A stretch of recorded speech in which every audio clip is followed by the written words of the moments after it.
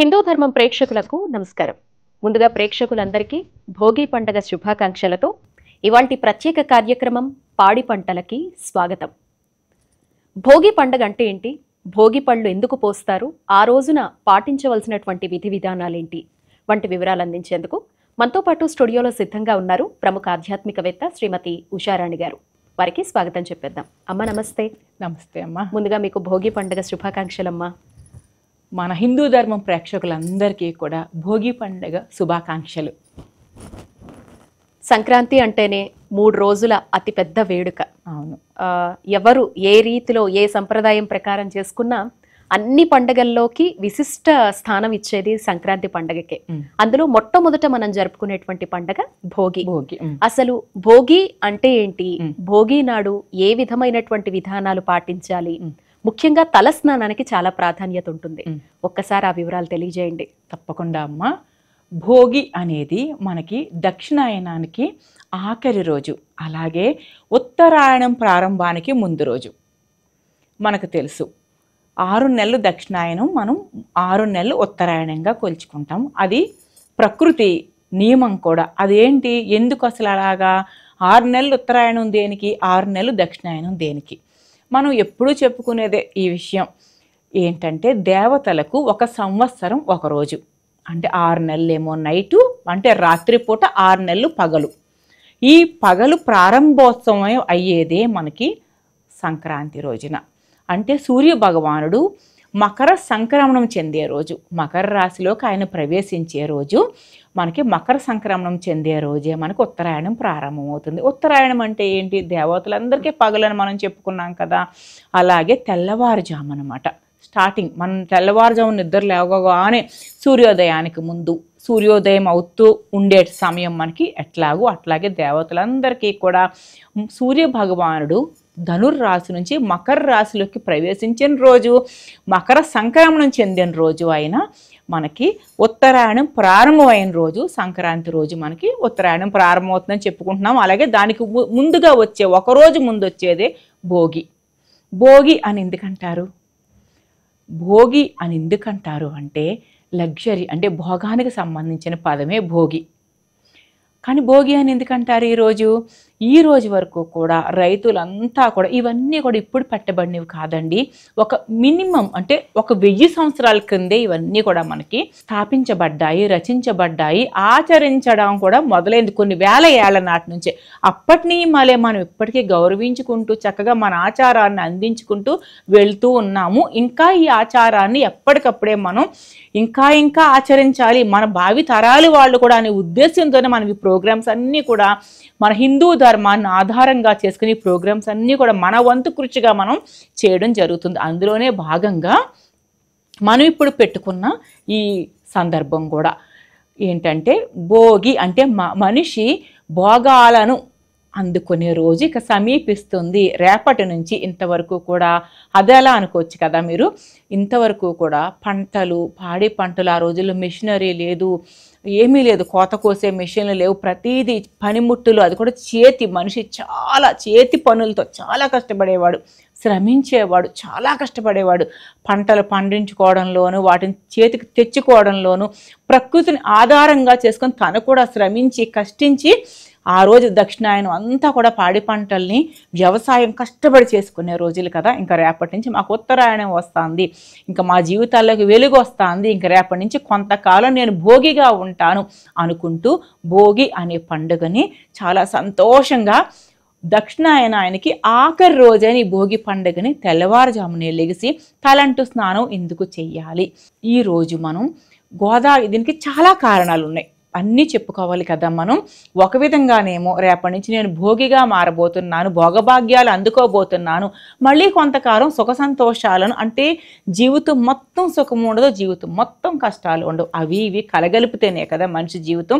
ఇంతవరకు నేను కష్టపడ్డాను, కాస్త రిలాక్సేషన్ మొదలవుతుంది నాకు అనుకుంటే ఆనందంలో ఉంటాడు. తర్వాత పాడి పంటలు పుష్కలంగా చేతికి అందుతాయి, ధనం పుష్కలంగా చేతి నిండా ఉంటుంది. అంటే ప్రతి మనిషి కూడా ఎంతో, ఈ రైతులే కాదు కూలీలు ఉంటారు, పొలం పనులకు వెళ్ళిన వాళ్ళకి కూడా చేతి నిండా ఈ రైతులు పంటకు చేతికి అందిన ఆనందంలో వీరికి కూడా చక్కగా కూలీలు చేతి నిండా ఇస్తారు.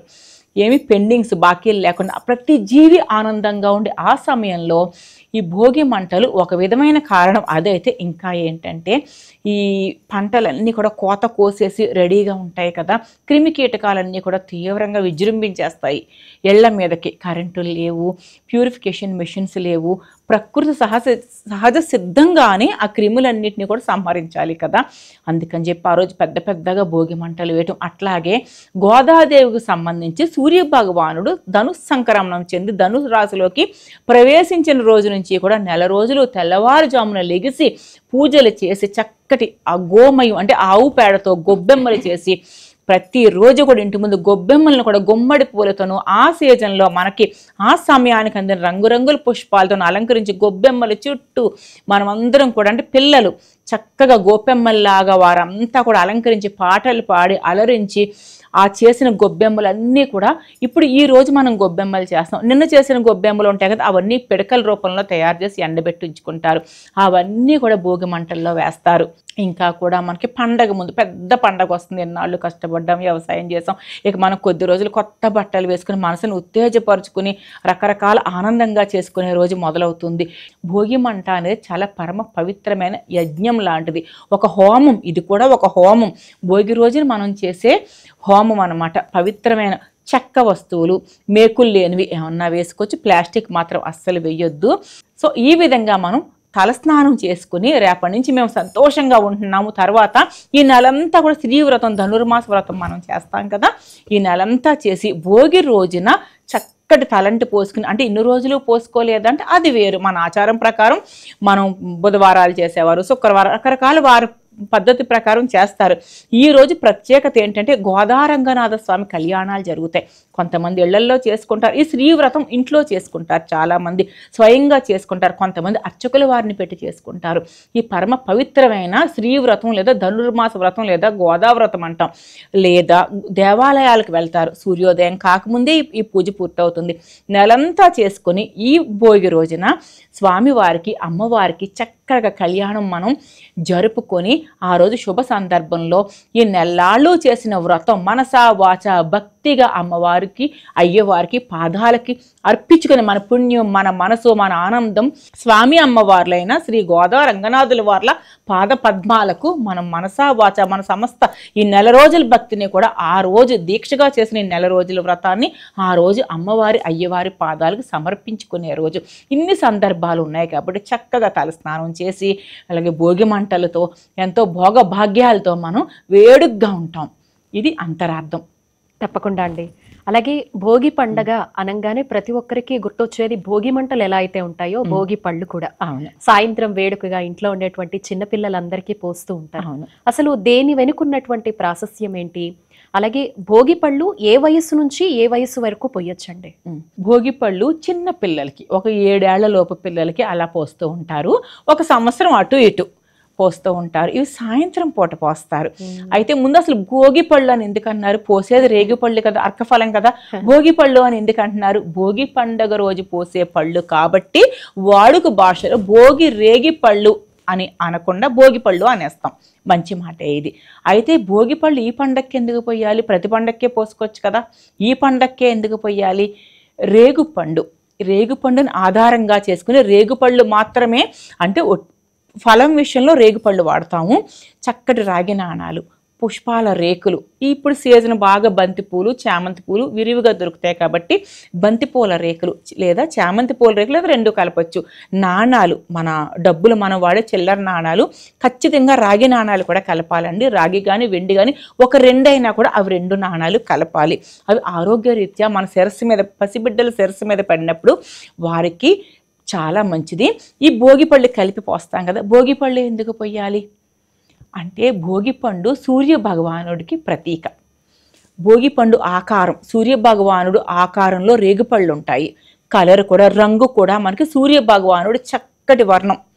ఒక రకమైన రేగుపండు పండితే అది సూర్య భగవానుడు, మనకు తెల్లవారుజాము వచ్చే సూర్య భగవానుడు ఏ రంగులో ఉంటాడో పండిన రేగుపండు కూడా అదే ఆకారంలో ఉంటుంది.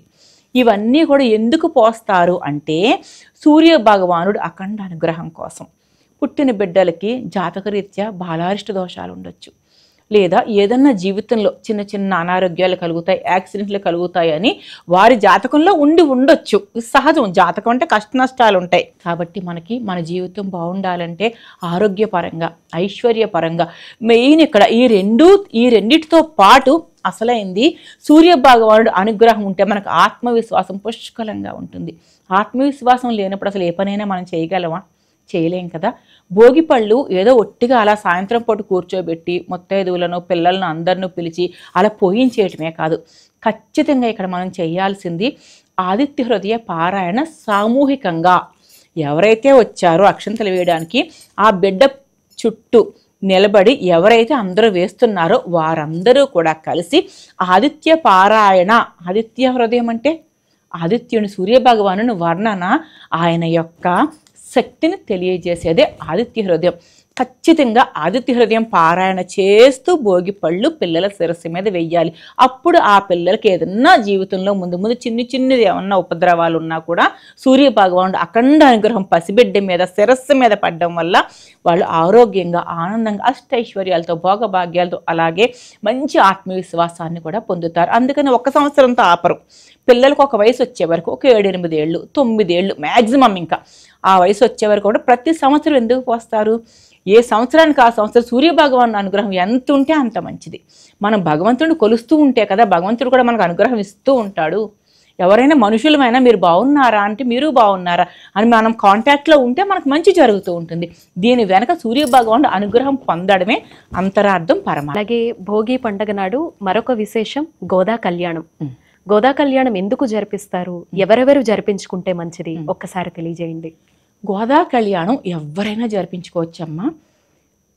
భగవంతుడిని ఆరాధించేవారు, పరమశివుడినా, ఇంకొక దేవుడినా, మహాలక్ష్మీ దేవుడినా, సరస్వతీ దేవుడినా, బ్రహ్మదేవుడినా, లక్ష్మీనారాయణ, ఎవరిని ఆరాధించేవారైనా కూడా మనం ఈ శ్రీవ్రతం అనబడే, గోదావ్రతం అనబడే ధనుర్మాస వ్రతం మనం ఎవరైనా ఆరాధించవచ్చు. కాకపోతే ప్రత్యేకంగా వైష్ణవులు చాలా విశేషంగా ఆరాధిస్తారు. నెలంతా కూడా భక్తి పారవస్యంతో ఆరాధిస్తారు. చాలా ఆనందంగా, ఆహ్లాదంగా గడుపుతారు. తెల్లవారుజామునే లెగుస్తారు, చక్కగా అలంకరించుకుంటారు. దేదీప్యమానమైన వెలుగులతో, దీపాలతో అమ్మవారికి హారతులు ఇచ్చుకుంటూ సామూహికంగా దేవాలయాల్లో చేస్తూ ఉంటారు. అయితే అసలు ఈ నెలలోనే ఎందుకు చెయ్యాలి అంటే, ఈ నెలంతా కూడా చలి తీవ్రత ఎక్కువగా ఉంటుంది, సూర్య భగవానుడి వెలుగు తక్కువగా ఉంటుంది. ఈ నెలంతా కూడా రాత్రిపూట చాలా ఎక్కువ ఉంటుంది. ఈ చివరి ఇంకా దక్షిణాయనం అయిపోయే ముందు రాత్రిపూట ఎక్కువ, పగలిపూట తక్కువ. నిద్ర కూడా చాలా ఎక్కువసేపు నిద్రపోతే ఆరోగ్యానికి అంత మంచిది కాదు. ఎందుకంటే రాత్రిపూట చాలా ఎక్కువ ఉంటుంది. తెల్లవారుజామునే లెగిసి వ్రతం, వైష్ణవులు తెల్లవారుజామునే లెగిసి, ఇది భౌతికంగా మన శరీరానికి సంబంధించింది, తర్వాత నేను ఆధ్యాత్మికంగా కూడా చెప్తాను. ఇది ఏంటంటే తెల్లవారుజామునే లెగిసి, సూర్యోదయం కాకముందే లెగిసి, నిద్రపోయే టైం ఎక్కువ అవుతుంది కాబట్టి మనకి చక్కగా దీపాల వెలుగులో, వేడికి, కాంతికి మనం అమ్మవారిని, స్వామివారిని అర్చించుకుంటూ చేయడం ఇది ఆరోగ్యానికి సంబంధించింది. అలాగే సామూహికంగా అందరూ కలుస్తారు. ఒట్టప్పుడు ఎవరికి ఖాళీ ఉండదు, బిజీ. ఈ పండగ పేరు చెప్పి ఆ వీధి లేదా కాలనీ అంతా దేవాలయంలో కలిసి అందరూ సామూహికంగా అర్చన చేసి మానసికంగా ఆహ్లాదం, భక్తి పారవస్యంతో అదొక రకమైన అద్భుతం. ఇంకొక విషయం ఏంటంటే మనం ఆధ్యాత్మికంగా చెప్పుకుందాం ఇప్పుడు. అదేంటంటే గోదాదేవి, విష్ణు చిత్తుడు కుమార్తె గోదాదేవి. ఆ తల్లి ఏం చేస్తుంది? నెలంతా కూడా గోపికలందరినీ నిద్ర మేల్కొంటూ తీసుకుని వెళ్ళి, వాళ్ళందరినీ మేల్కొల్పి తీసుకుని వెళ్ళి నెలంతా కూడా విష్ణు భగవాను అర్చించింది ఆవిడ. అంటే అర్చన చేసింది. కృష్ణ భగవాను, విష్ణు భగవాను ఎంతో ఆరాధనతో అర్చన చేసింది ఆవిడ. ఎప్పుడు సూర్య భగవానుడు ధనుస్ సంక్రమణం చెందిన రోజు నుంచి కూడా సూర్య భగవానుడు మళ్ళీ మకర సంక్రమణం చెందే రోజు వరకు నెల రోజులు. అందుకే ధనుర్మాసం అని కూడా అంటారు. ఇది మన క్యాలెండర్లో ఉండదు, బట్ మామూలుగా జనవరి, ఫిబ్రవరి ఇలా ఉంటుంది. కానీ ధనుర్మాసం, మకర మాసం, కుంభమాసం అని ఉండదు. ఇది సూర్య భగవాను ఆధారంగా, ఆయన గమనాన్ని ఆధారంగా చేసుకొని కొలిచే మన నక్షత్రాలు, మన జాతక రాశులు ఉంటాయి కదా. మేష రాశి నుంచి మీన రాశి వరకు, మేష రాశి, వృషభ రాశి, మిథున రాశి, కర్కాటక రాశి, సింహరాశి, కన్యారాశి, తులా రాశి, వృశ్చిక రాశి, ధనుర్రాశి, మకర రాశి, ఇవన్నీ కూడా సూర్యభగవాను ఆధారంగా చేసుకునే మాసాలు అన్నమాట. ఇవి జాతక రీత్యా ఎక్కువగా మనకి ప్రాచుర్యంలో ఉన్నాయి. మామూలుగా మనం నెలలు లెక్క పెట్టేది చంద్ర భగవాను ఆధారంగా చేసుకుని అమావాస్య, పౌర్ణమి విధంగా లెక్క పెడతాం. అదొక పద్ధతి. అయితే ఈ నెలంతా కూడా ఈ విధంగా మన గోదాదేవి ఎట్లా అయితే అర్చించిందో అదే సమయాన్ని మనం కూడా పురస్కరించుకుని ఆవిడ సూర్య భగవానుడు ధనుస్ సంక్రమణం చెందిన రోజు నుంచి ఆయన మకర సంక్రమణం చెందే రోజు వరకు కూడా విష్ణు భగవాను అర్చించి ఆవిడ కూడా ఆయనలో అంతర్లీనమైపోయింది.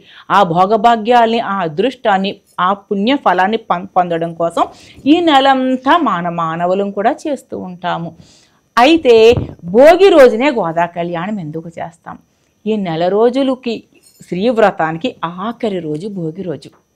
ఈ నెలంతా మనం ఎంతో కష్టపడి నిష్ట నియమాలతో ఎంతో శ్రమించి ఆనందంతో శక్తితో చేస్తాం కదా.